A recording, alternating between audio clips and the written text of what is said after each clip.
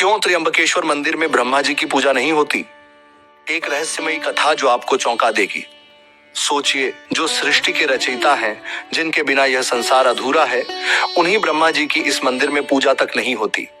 या यूं कहें कि पूरे भारत में हजारों मंदिर भगवान विष्णु और शिव के हैं, लेकिन ब्रह्मा जी के मंदिर सिर्फ गिने चुने ही हैं। लेकिन सबसे बड़ा सवाल यह है कि त्र्यंबकेश्वर मंदिर में ब्रह्मा जी की मूर्ति होते हुए भी पूजा क्यों नहीं होती? क्या ये किसी श्राप का असर है, या फिर इंसानों ने ही अपने सृष्टिकर्ता को भुला दिया? त्र्यंबकेश्वर मंदिर में ऐसा क्या रहस्य छिपा है जो ब्रह्मा जी खुद भी यहाँ आकर अपनी पूजा नहीं करवा सकते?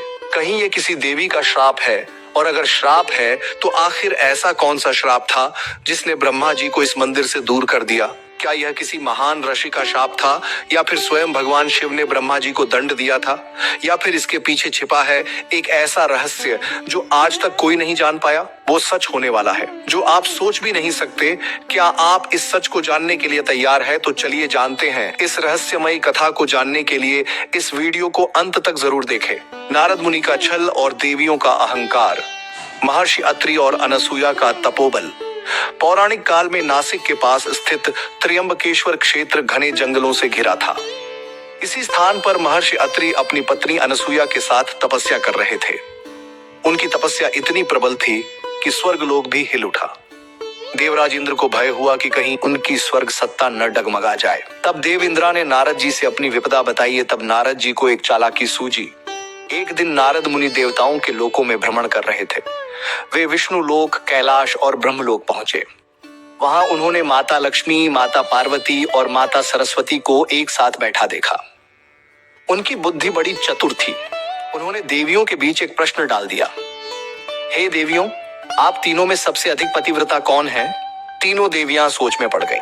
वे जानती थीं कि वे अपने अपने पतियों के प्रति पूर्ण समर्पित थीं।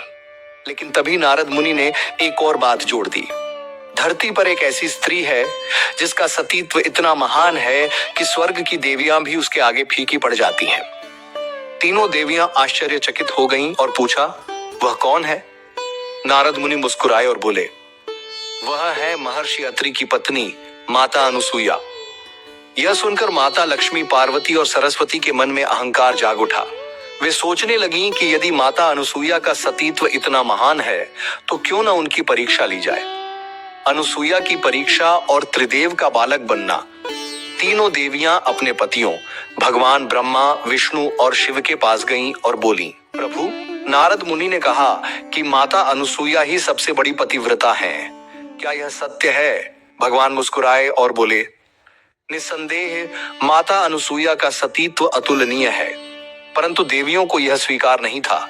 उन्होंने कहा, यदि यह सत्य है तो आपको उनकी परीक्षा लेनी चाहिए।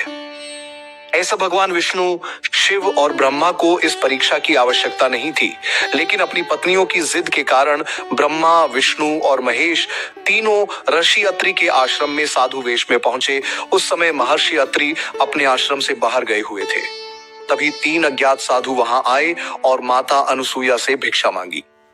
उन्होंने कहा, हे देवी, हम तभी भोजन ग्रहण करेंगे जब आप हमें निर्वस्त्र होकर भिक्षा देंगी। यह सुनकर माता अनसुया तुरंत समझ गईं कि ये साधु साधारण नहीं बल्कि स्वयं त्रिदेव हैं जो उनकी परीक्षा लेने आए हैं। उन्होंने अपनी तपस्या और सतीत्व की शक्ति का प्रयोग किया और तीनों देवताओं को छोटे छोटे शिशुओं में बदल दिया। फिर उन्होंने उन्हें अपनी गोद में लेकर मातृभाव से दूध पिलाया। त्रिदेवियों का क्रोध और श्राप। जब माता लक्ष्मी, सरस्वती और पार्वती को इस घटना का पता चला तो वे क्रोधित हो गईं। हमारे पति किसी स्त्री की गोद में शिशु बने बैठे हैं, यह हमारा अपमान है। वे तुरंत ऋषि अत्रि के आश्रम पहुंची और माता अनसुया से अपने पतियों को मुक्त करने की प्रार्थना करने लगी। माता अनसुया मुस्कुराईं और बोली, यदि तीनों देवियां यह स्वीकार करें कि मेरा सतीत्व सबसे श्रेष्ठ है तो मैं त्रिदेवों को उनके वास्तविक स्वरूप में लौटा दूंगी। तीनों देवियों को यह स्वीकार करना पड़ा और माता अनसुया ने त्रिदेवों को मुक्त कर दिया। भगवान विष्णु और शिव इस घटना से प्रसन्न हुए, लेकिन देवी सरस्वती क्रोधित थीं। गुस्से में आकर उन्होंने कहा, जिस स्थान पर यह घटना हुई है वहां कभी भी ब्रह्मा जी की पूजा नहीं होगी। भगवान ब्रह्मा ने अपनी पत्नी को शांत करने का प्रयास किया, लेकिन वे अपने श्राप को वापस नहीं ले सकी। भगवान शिव का आदेश और त्र्यंबकेश्वर मंदिर में ब्रह्मा जी की पूजा का निषेध। जब यह विवाद बढ़ गया तो स्वयं भगवान शिव प्रकट हुए और बोले, हे सरस्वती, तुम्हारा श्राप सत्य होगा। इस स्थान पर केवल मेरी और भगवान विष्णु की पूजा होगी। ब्रह्मा जी की यहाँ पूजा वर्जित होगी। इस प्रकार त्र्यंबकेश्वर मंदिर में ब्रह्मा जी की पूजा सदा के लिए निषिद्ध हो गई। कथा का रहस्य और अनसुलझे प्रश्न। क्या यह सच में एक श्राप था या फिर ब्रह्मा जी ने स्वयं इस स्थान को त्याग दिया? क्या नारद मुनि की यह चाल केवल परीक्षा थी या इसके पीछे कोई और गहरी साजिश थी? क्या माता अनसुईया के सतीत्व ने देवताओं को भी पराजित कर दिया? आज भी यदि कोई त्र्यंबकेश्वर मंदिर में ब्रह्मा जी की पूजा करने का प्रयास करता है तो उसके साथ रहस्यमयी घटनाएं घटती हैं।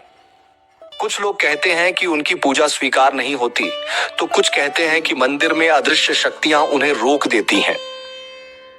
क्या यह सिर्फ एक संयोग था या फिर किसी दैवीय शक्ति का संकेत? क्या ब्रह्मा जी स्वयं नहीं चाहते कि उनकी त्र्यंबकेश्वर में पूजा हो, या फिर यह सच में माता सरस्वती का वह श्राप है जिसकी शक्ति आज भी कायम है?